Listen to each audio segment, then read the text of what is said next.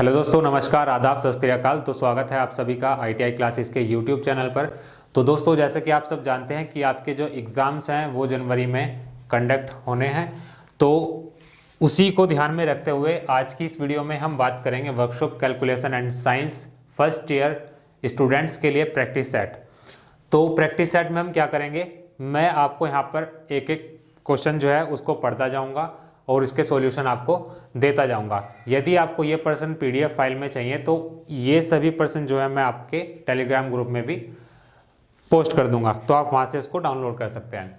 तो आइए शुरू करते हैं।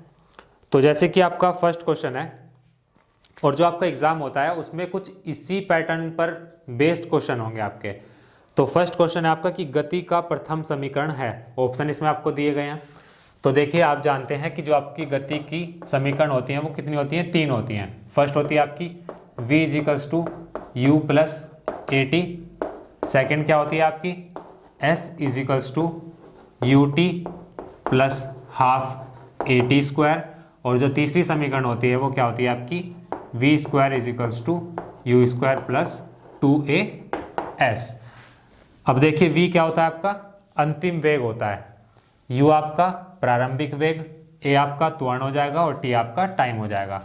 इसी प्रकार से जो सेकंड इक्वेशन है आपकी, इसमें जो s होता है वो आपकी दूरी होती है। तो यहाँ से आप इसका सही आंसर बता सकते हैं। आपसे पूछा क्या कि गति की जो पहली इक्वेशन है वो क्या होती है, तो ये होती है आपकी v = u + at। ये इसका राइट आंसर हो जाएगा। इसके बाद में नेक्स्ट क्वेश्चन है आपका कि किसी संख्या का 40% 12.8 है, तो वो संख्या आपको बतानी है। तो किसी संख्या का, अब वो संख्या मुझे नहीं पता, उसका 40% मुझको दिया गया है कि 12.8 है। तो मैं मान लेता हूं कि वो संख्या क्या है, तो x का 40% कितना है, 12.8। तो यहां से आपको x की वैल्यू बतानी है। अब देखिए, परसेंटेज में आपको ध्यान रखना होता है कि जिस भी वैल्यू के साथ में का दिया जाता है उसको हम गुणा कर देते हैं परसेंटेज से। मीन्स x की गुणा कर देंगे 40% से, तो 40। अब देखिए, प्रतिशत तो आपको यहाँ पर हटाना है, चूंकि मुझे निकालना है x का मान। तो प्रतिशत हटाएंगे तो क्या हो जाएगा, बटे में इसके 100 लिख देंगे। मीन्स यदि आपको प्रतिशत हटाना हो तो आपको इस संख्या के नीचे 100 लिखना पड़ेगा। तो ये जो आपकी परसेंटेज होगी यहाँ से हट जाएगी। बराबर कर देंगे इसको 12.8 के। अब आप इसको सोल्व कर लेंगे, x की वैल्यू निकालनी है तो x आपका इधर ही रह जाएगा और बाकी इसको सोल्व कर लेंगे, क्रॉस मल्टीप्लाई कर देंगे तो 12.8 की गुणा हो जाएगी 100 से, और 40 जो है इन दोनों के नीचे आ जाएगा। अब इसको सोल्व करेंगे, दशमलव हटाई मैंने, 0 आ गई। तो यहाँ से काट देंगे इसको 4 बार में और फिर काट लेंगे इसको 4 × 12, 4 दूनी 8। मीन्स वो संख्या क्या है आपकी 32 है। ये इसका सही आंसर होगा। एक बार फिर से समझते हैं। आपको दिया गया था कि किसी संख्या का 40% 12.8 है, वो संख्या आपको फाइंड आउट करनी है। तो क्या करेंगे, जिस भी संख्या के साथ में का दिया जाता है और प्रतिशत दिया गया है उसका, तो यहाँ क्या करते हैं, इस का की जगह गुणा लगा देंगे और प्रतिशत हटाने के लिए आप क्या कर देंगे, 100 से भाग कर देंगे। तो x का 40 भाग कर दिया 100 से, तो प्रतिशत हट गया, बराबर 12.8। तो x का मान निकालना है, इसकी आप क्रॉस मल्टीप्लाई कर लेंगे और बाकी जो आपकी कैलकुलेशन पार्ट होगा उसको आप खुद से कर लेंगे। तो ये इसका सॉल्यूशन होगा, वो संख्या आपकी 32 होगी। इसके बाद में नेक्स्ट क्वेश्चन है आपका कि एक समकोण त्रिभुज ABC में कोण A आपको दिया गया है। ABC कोई समकोण है आपका, इसमें आपको दिया क्या गया है कि कोण A जो है आपका वो 90 डिग्री है, कोण B जो दिया गया है आपका वो 30 डिग्री है, और भुजा AC जो है वो आपको दी गई है 18 सेंटीमीटर। तो BC आपको बताना है। BC क्या होगा, देखिए सबसे पहले तो हम इसका डायग्राम ड्रॉ करेंगे। ये आपको हो जाएगा समकोण त्रिभुज। इसको मैंने मान लिया A, इसको मैंने मान लिया B और इसको मैंने मान लिया C। अब देखिए, कोण A पर 90 डिग्री है, यदि आपका 90 डिग्री है जो आपको दे रखा है, कोण बी आपको दे रखा है 30 डिग्री, ये आपको दे रखा है 30 डिग्री।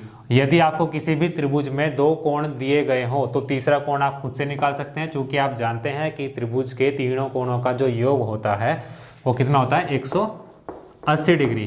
तो यदि ये 90 है ये 30 है तो ये वाला जो कोण होगा कितना हो जाएगा आपका 60 डिग्री होगा ही होगा। AC आपको दिया गया है, मीन्स AC ये दिया गया है आपको 18 सेंटीमीटर। निकालना क्या है BC, ये वाली भुजा आपको निकालनी है। अब आपने पढ़ा होगा लाल बटे कक्का, या फिर आपने पढ़ा होगा पंडित बद्री प्रसाद हर हर बोले। अब देखिए यहां से क्या करेंगे, आप यहां क्या यूज करेंगे, आप यहां यूज करेंगे sine theta. Sine theta equals to क्या होता है, ये आपकी साइन की वैल्यू होती है लंब बटे कर्ण, लंब बटे कर्ण। ये हमने क्यों यूज किया, ये हमने इसलिए यूज किया क्योंकि लंब जो है इसमें, इस त्रिभुज में जो आपका लंब है वो क्या है AC है, वो आपको गिवन है। कर्ण क्या है आपका BC, जो कि आपको निकालना है, और थीटा की वैल्यू आपको पता है 30 डिग्री। तो यहां से आप इसको आसानी से निकाल सकते हैं। तो देखिए अब क्या करेंगे, साइन 30 डिग्री बराबर लंब कितना है आपका 18, तो 18 बटे के, या फिर लिख सकते हैं आप इसको BC, ये आपको निकालना है। साइन 30 का मान आपको पता होना चाहिए, साइन 30 का मान होता है 1/2 बराबर 18 बटे BC, क्रॉस मल्टीप्लाई कर लेंगे तो यहाँ से आपकी जो BC की वैल्यू हो जाएगी वो हो जाएगी 36 सेंटीमीटर। यही इसमें आपको निकालना था। एक बार फिर से समझते हैं। देखिए आपको एक समकोण त्रिभुज ABC दिया गया है जिसमें आपका कोण A 90 डिग्री है, कोण B आपका 30 डिग्री है, जो आपका AC है वो 18 सेंटीमीटर है, और BC इसमें आपको निकालना है। तो इस तरह के जो क्वेश्चंस होते हैं सबसे पहले उसमें आपको डायग्राम ड्रॉ करना होता है ताकि आप उसको ईजिली पढ़ सकें। तो BC इसमें निकालना है। अब देखिए आपने पढ़ा होगा लंब बट्टे लाल बटे कक्का। अब देखिए वहां से क्या करेंगे, साइन थीटा वाला लगाएंगे formula. Sine theta equals to क्या होता है लंब बटे कर्ण। चूंकि मुझे इसमें लंब दे रखा है और कर्ण मुझे निकालना है तो इसलिए मैंने ये वाला रेशियो यूज किया। थीटा आपको पता ही है 30 डिग्री, लंब आपको पता है 18, और BC मीन्स कर्ण आपको निकालना है, तो यहां से आप इसको इजिली सोल्व कर सकते हैं। तो 36 इसका राइट आंसर होगा। देखिए इसके बाद में नेक्स्ट क्वेश्चन है आपका कि 8 मीटर लंबे हल्के तार के सिरों से 7 किलोग्राम और 9 किलोग्राम के पिंड लटके हैं। इस निकाय का द्रव्यमान केंद्र 7 किलोग्राम वाले पिंड से कितनी दूरी पर होगा। मीन्स आपको एक तार दे रखा है 8 मीटर लंबा, ये मेरे पास तार हो गया 8 मीटर इसकी लंबाई हो गई। तो इसमें क्या है आपका, जो आपके दोनों सिरे हैं उन सिरों से आपके दो भार लटके हैं और दोनों का जो वेट है वो क्या है अलग अलग है। यदि इधर आपका 7 किलोग्राम वाला है तो इधर आपका 9 किलोग्राम वाला है। तो इसमें आपको बताना ये है कि इसका जो द्रव्यमान केंद्र होगा, मीन्स जो इसका सेंटर ऑफ ग्रेविटी होगा वो 7 किलोग्राम वाले पिंड से कितनी दूरी पर होगा। तो देखिए यहां पर आपका बल आघूर्ण का नियम आपने पढ़ा होगा, तो उसी पर बेस्ड ये आपका क्वेश्चन है। मैं मान लेता हूं कि इसका जो सेंटर ऑफ ग्रेविटी है वो कहीं यहां पर लाई कर रहा है, वो कहीं बीच में लाई करेगा। अब मुझे निकालनी क्या है, 7 किलोग्राम वाले द्रव्यमान से इसकी दूरी कि यहां से यहां तक है कितना है। अब देखिए पूरा का पूरा आपका कितना दे रखा है 8 मीटर, ठीक है। यदि मैं मान लूं कि ये 7 किलोग्राम वाले पिंड से x दूरी पर है, यहां से जो यहां तक की दूरी है ये मैंने मान ली कि x मीटर दूरी पर स्थित है, तो जो बाकी बची होगी ये कितनी हो जाएगी आपकी, इस पूरे में से यदि x को घटा देंगे तो ये बच जाएगी आपकी, तो ये हो जाएगी आपकी 8 माइनस x। एक बार फिर से समझते हैं कि आपके पास में एक 8 मीटर लंबा तार है, उसके दोनों एंड्स पर दो अलग अलग वेट लटके हुए हैं, एक है आपका 7 किलोग्राम, दूसरा है आपका 9 किलोग्राम। तो इसमें आपका सेंटर ऑफ ग्रेविटी बताना, मीन्स कह सकते हैं कि इसका जो द्रव्यमान है वो कहां पर आपका लाई करेगा। अब देखिए पूछा यह है कि 7 किलोग्राम वाले पिंड से आपको बताना है। मैं मान लेता हूं कि 7 किलोग्राम वाले पिंड से जो आपका द्रव्यमान है इस पूरे फिगर का वो कहीं यहाँ लाई करेगा बीच में। तो यहाँ से मैंने मान लिया कि 7 किलोग्राम वाले पिंड की दूरी इसकी x है। अब पूरे की पूरी जो आपको दे रखी है ये 8 मीटर की है डोरी, या फिर जो तार है आपका 8 मीटर का है। तो 8 में से यदि मैं इसको घटा दूं इतने को, तो मेरे पास ये बचा हुआ मिल जाएगा। तो बालागुण के नियम से क्या होता है कि जो आपका भार होता है इसके केंद्र से, मीन्स जो आपकी स्पैन है, जो आपकी ये वायर है, तो क्या करेंगे, इसका सेंटर मैंने यहाँ माना, तो जो दोनों एंड है इसके, जहाँ पर आपके भार लटके हुए हैं, वहाँ से इस सेंटर के बीच की दूरी जो होगी, मीन्स जो आपका भार है और यहाँ से इस सेंटर तक की जो दूरी होगी उसका मल्टीप्लाई होता है, उसका गुणनफल होता है। Means 7 into X is equals to कितना हो जाएगा, 9 इंटू 8 माइनस एक्स। तो यहाँ से आप x की वैल्यू आराम से निकाल सकते हैं। तो 7x इज इक्वल्स टू, इसके अंदर मल्टीप्लाई करेंगे। अब x की वैल्यू निकालनी है, ये इधर जाएगा तो प्लस हो जाएगा, क्योंकि इधर माइनस का है, बराबर से इधर लेके जाएंगे तो प्लस हो जाएगा। तो ये हो जाएगा आपका 16x बराबर 72। एक बार इसको चेक कर लेना, 9 6 15 1 16, 16x बराबर 72। तो x बराबर आपका आ जाएगा 72/16। आप इसको सॉल्व कर लेंगे तो ये आएगा आपका लगभग 4.5 मीटर की दूरी पर। मीन्स जो इसका द्रव्यमान होगा वो इस वाले पिंड से, 7 किलोग्राम वाले से 4.5 मीटर की दूरी पर स्थित होगा। तो ये आपका क्वेश्चन था। इसके बाद में नेक्स्ट क्वेश्चन है आपका कि यदि 3 प्रतिरोध 4 ओम, 5 ओम तथा 7 ओम श्रेणी क्रम में जुड़े हैं तो इनका तुल्य प्रतिरोध क्या होगा। देखिए, जब आपके प्रतिरोध श्रेणी क्रम में जुड़े होते हैं तो उनको आप क्या करते हैं, उनको सीधा सीधा जोड़ दिया जाता है। जैसे आपको 3 दिए गए हैं यहाँ पर, ये 4 5 और 7। श्रेणी क्रम में क्या करते हैं, इन तीनों का डायरेक्ट ही जोड़ देंगे। 4 और 5 9, 9 और 7 16। तो 16 ओम क्या हो जाएगा, इसका आंसर हो जाएगा। और यदि यही तीनों प्रतिरोध आपके समांतर क्रम में दिए होते, तब आप इसको किस प्रकार से ऐड करते, 1/4 प्लस 1/5 प्लस 1/7। आप इन तीनों का एलसीएम लेते, उसके बाद में जो भी आता आपको उसको सॉल्व कर लेते, और ओम में जो भी वैल्यू आती वो उसका राइट आंसर हो जाता। तो अभी श्रेणी क्रम की बात की गई है, तो श्रेणी क्रम में क्या किया हमने, इन तीनों को ऐड कर दिया और यही इसका सॉल्यूशन होगा।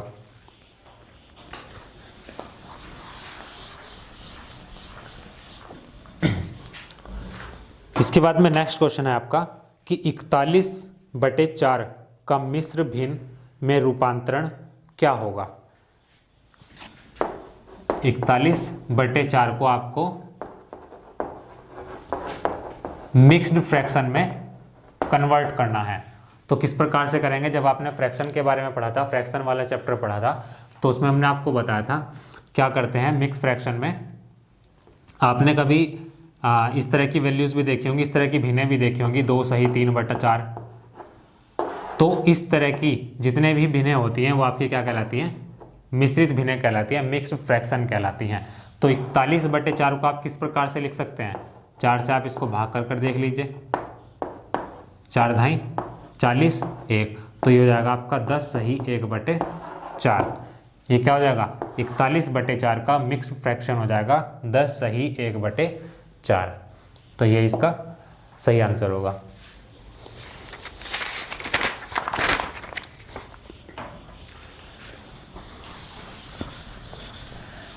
फर्स्ट ईयर में जो आपका वर्कशॉप कैलकुलेशन का एग्जाम होता है, उसमें जो आपके क्वेश्चंस होते हैं उनका जो लेवल होगा वो इतना हाई नहीं होगा जितना आपका सेकेंड ईयर में होता है। अब देखिए नेक्स्ट क्वेश्चन है आपका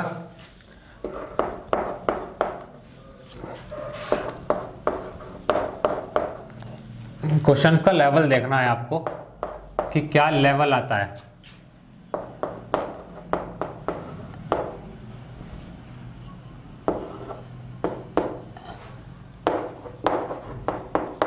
ये क्वेश्चन दिया गया है कि 11 का होल स्क्वायर प्लस 9 का होल स्क्वायर माइनस 12 का होल स्क्वायर प्लस x बराबर 8 का स्क्वायर। x की वैल्यू यहाँ पर आपको बतानी है। अब देखिए कितना सिंपल सवाल है। क्या करेंगे, 11 का स्क्वायर करेंगे कितना होता है 121 प्लस 9 का स्क्वायर करेंगे 81 माइनस 12 का स्क्वायर करेंगे 144 plus x as it is रहेगा बराबर 8 का स्क्वायर करेंगे 64। अब मुझे x की वैल्यू निकालनी है तो x को मैं इधर ही रखूँगा, बाकी जो वैल्यूज़ हैं सबको बराबर से इधर ले जाएंगे। तो करते हैं इसको x बराबर 64, 144 इधर माइनस का है उधर जाएगा प्लस का हो जाएगा, तो ये जाएगा आपका 144।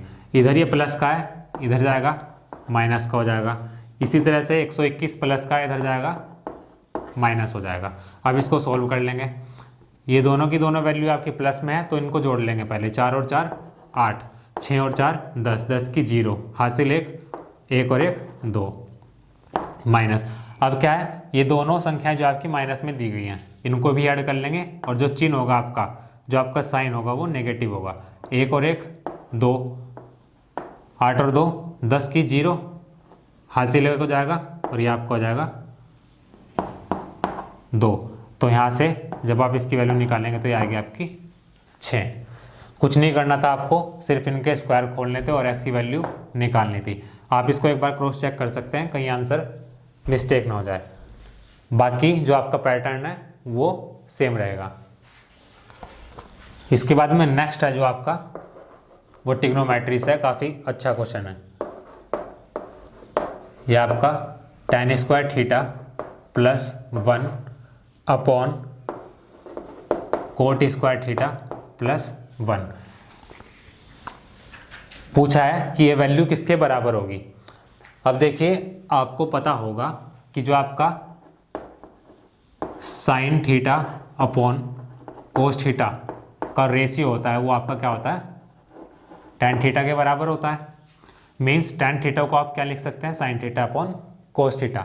इसी प्रकार से जो आपका कोट थीटा होता है वो क्या होता है आपका, इसका जस्ट उल्टा। मीन्स कोस थीटा आपका ऊपर आ जाएगा और साइन थीटा आपका नीचे आ जाएगा, तो ये हो जाएगा आपका कोट थीटा के बराबर। तो क्या करना है, सिर्फ आपको वैल्यूज पुट करनी है।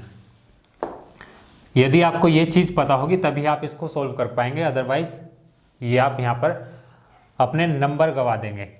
तो tan square theta, tan theta की वैल्यू पता है मुझे, sign theta upon cos theta. यदि इसका स्क्वायर दे रखा है तो इसका पूरे का स्क्वायर करना पड़ेगा।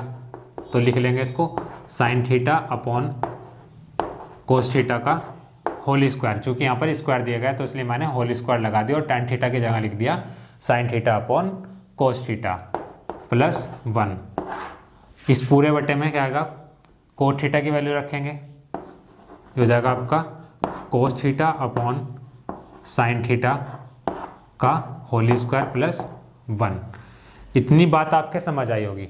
इसके बाद में देखते हैं क्या करना है, इनके स्क्वायर कर देते हैं पहले। हो जाएगा आपका sine square theta upon cos square theta plus 1 और पूरे के बटे में ये आपका हो जाएगा cos square theta upon sine square theta plus 1। इतना करने के बाद में अब क्या करेंगे, देखिए इसके बटे 1 कर लेंगे और इसके बटे 1 कर लेंगे। अब क्या करेंगे, जब इस वाले पोर्शन को आप सोल्व करेंगे तो क्या करना पड़ेगा, इसमें आपको एलसीएम लेना पड़ेगा। एलसीएम क्या आएगा आपका, cos square theta, cos square theta. सिर्फ ऊपर वाले पार्ट की मैं बात कर रहा हूँ, इतने की, इसका जो एलसीएम होगा कोस स्क्वायर थीटा हो जाएगा। अब क्या करेंगे, कोस स्क्वायर थीटा को जब आप कोस स्क्वायर थीटा से भाग करेंगे तो क्या आएगा, 1 आएगा। 1 की गुणा आपको इसमें करनी पड़ेगी साइन स्क्वायर थीटा में, तो ये जाएगी आपका साइन स्क्वायर थीटा प्लस यहाँ पर आपका 1 है। अब जब आप भाग करेंगे कोस स्क्वायर थीटा को 1 से तो क्या आएगा, कोस स्क्वायर थीटा आएगा।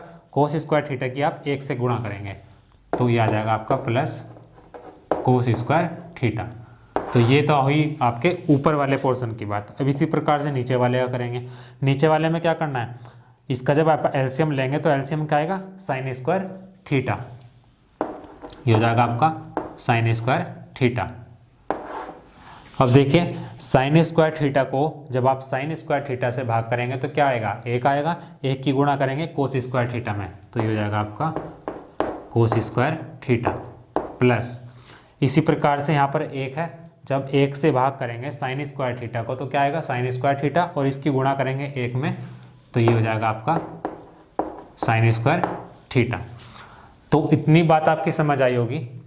अब क्या करना है, अब देखिए आपने पढ़ा होगा कि sine square theta plus cos square theta की जो वैल्यू होती है वो 1 के इक्वल होती है। Means sine square theta plus cos square theta, इसकी जगह मैं क्या लिख सकता हूँ, पूरे की जगह लिख सकता हूँ मैं 1।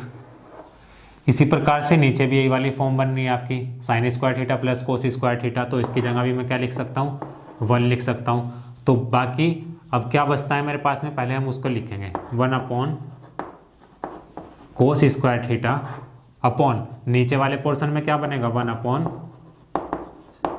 Sine square theta. जब आप इसको सिंपल फॉर्म में लिखेंगे तो कैसे लिखेंगे, अब आपको पता होगा यदि कोई दो भिन्नें अनुपात में दी जाए या फिर भाग में होगी तो उसको आप किस प्रकार से लिखते हैं, जो ऊपर वाली संख्या होगी वो तो आपकी एज इट इज लिखी जाएगी, इनटू जो आपकी नीचे वाली संख्या होती है वो ऊपर नीचे लिखी जाती है। मीन्स जो नीचे लिखी होगी उसको ऊपर लिखेंगे, जो ऊपर होगी वो नीचे आ जाएगी। तो साइन स्क्वायर थीटा ऊपर आ जाएगा और एक आपका नीचे आ जाएगा। अब देखिए क्या बना यहाँ पर, sine square theta upon cos square theta. तो आप जानते हैं कि sign theta upon cos theta क्या होता है आपका टैन थीटा, और चूंकि इन दोनों का स्क्वायर है, यहाँ भी स्क्वायर है यहाँ भी स्क्वायर है, तो इसका होल स्क्वायर हो जाएगा, और इसको मैं क्या लिख सकता हूँ, टैन स्क्वायर थीटा।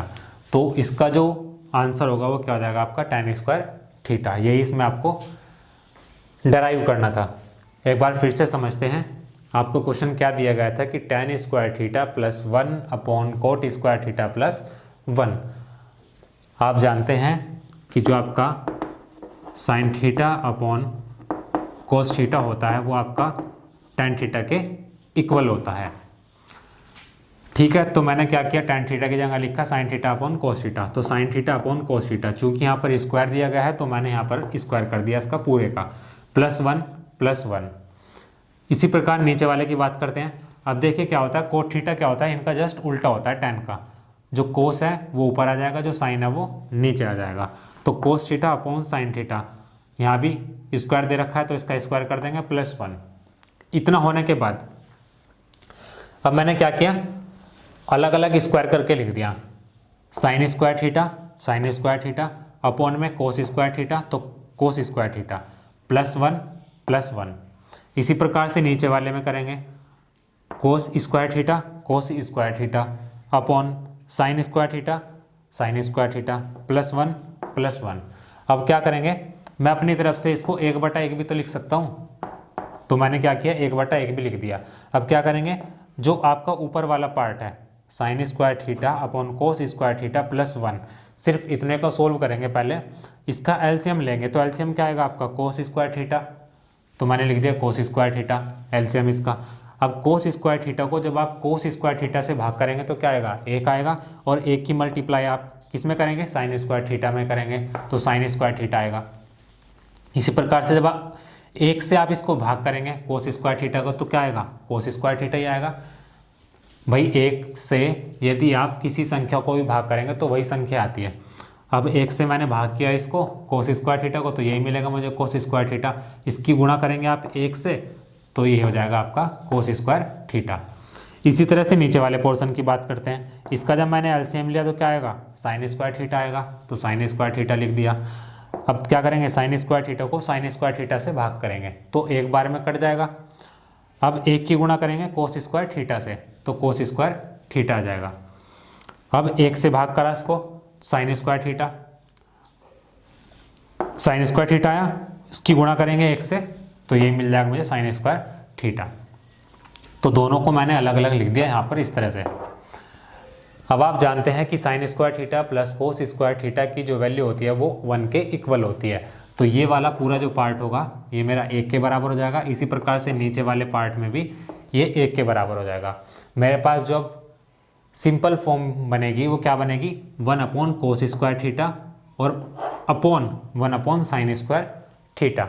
तो मैंने क्या किया, मेरे पास एक तरह से कहने को ये है कि मेरे पास में दो भिन्नें हैं और वो भी आपस में एक अनुपात में है, 1 कोस स्क्वायर थीटा, ये मैंने इस तरह से लिख लिया। और जब आप इसको सिंपल फॉर्म में बनाएंगे तो क्या हो जाएगा, ये आपस में अपना स्थान बदल लेगी, साइन स्क्वायर थीटा ऊपर चला जाएगा और एक आपका नीचे आ जाएगा। तो साइन स्क्वायर थीटा ऊपर आ गया और एक मेरा नीचे चला गया। तो मेरे पास में क्या बचा, जब इसकी गुणा आप 1 से करेंगे तो क्या मिलेगा, साइन स्क्वायर थीटा मिलेगा, और जब आप इसकी गुणा कोस स्क्वायर थीटा से करेंगे तो कोस स्क्वायर थीटा मिलेगा। तो मीन्स ये हुआ कहने का मतलब कि sign theta upon cos theta का होल स्क्वायर। तो sine theta upon cos theta आप जानते हैं क्या होता है, tan थीटा, चूंकि स्क्वायर लगा तो ये भी आपका स्क्वायर में आ जाएगा। तो आंसर जो होगा आपका tan स्क्वायर थीटा होगा, ये इसमें आपको निकालना था। अब देखिए नेक्स्ट है आपका कि किसी वस्तु में उसकी गति के कारण उत्पन्न ऊर्जा को क्या कहते हैं। ऑप्शन इसमें आपको दिए गए हैं, गतिज ऊर्जा, दाब ऊर्जा, स्थितिज ऊर्जा, रासायनिक ऊर्जा। अब देखिए किसी भी वस्तु में उसकी गति के कारण जो ऊर्जा उत्पन्न होती है वो आपकी क्या कहलाती है, गतिज ऊर्जा कहलाती है। तो इसका जो आंसर होगा सिंपली क्या होगा, गतिज ऊर्जा। इसके बाद में नेक्स्ट है आपका कि वेग परिवर्तन की दर को आप क्या कहते हैं। आप सब ने कई बार पढ़ा भी होगा, छोटी क्लास से अब तक पढ़ते हुए आए हैं कि वेग परिवर्तन की दर आपका क्या कहलाती है, त्वरण कहलाती है। ऑप्शन इसमें आपको एक बार मैं बता देता हूँ क्या क्या दिए गए हैं, त्वरण, चाल, विस्थापन या फिर इनमें से कोई नहीं। तो इसका जो सही आंसर होगा त्वरण होगा। इसके बाद में नेक्स्ट आपका कि आपेक्षिक घनत्व मीन्स रिलेटिव डेंसिटी का जो मात्रक होता है वो क्या होता है। अब देखिए इसमें ऑप्शन आपको दिए गए हैं, न्यूटन प्रति मीटर स्क्वायर, न्यूटन प्रति मीटर, न्यूटन या फिर मात्रकहीन। मात्रकहीन का मतलब एक तरह से यूनिट लेस होता है वो। अब देखिए आपेक्षिक घनत्व की बात की गई है, आपेक्षिक घनत्व का कोई भी मात्रक नहीं होता। वो इसलिए नहीं होता क्योंकि उसमें आप क्या करते हैं, जो आपकी डेंसिटी होगी, जिस प्रकार से आप बात कर रहे हैं पानी की और बर्फ की, तो उन दोनों के जब आप आयतन की तुलना करते हैं, जब आप उनके घनत्व की बात करते हैं तो क्या होता है, उनकी जो यूनिट्स होती हैं वो सेम होने के कारण कट जाती हैं। तो इस प्रकार से जब आपका मात्रक होता है जो, वो कुछ भी नहीं प्राप्त होता। तो इसलिए जो आपेक्षिक घनत्व होता है वो एक मात्रकहीन राशि होती है। तो दोस्तों आज की वीडियो में सिर्फ इतना ही रखेंगे और नेक्स्ट वीडियो में भी हम डिस्कस करेंगे इसी प्रकार के कुछ और प्रश्नों को।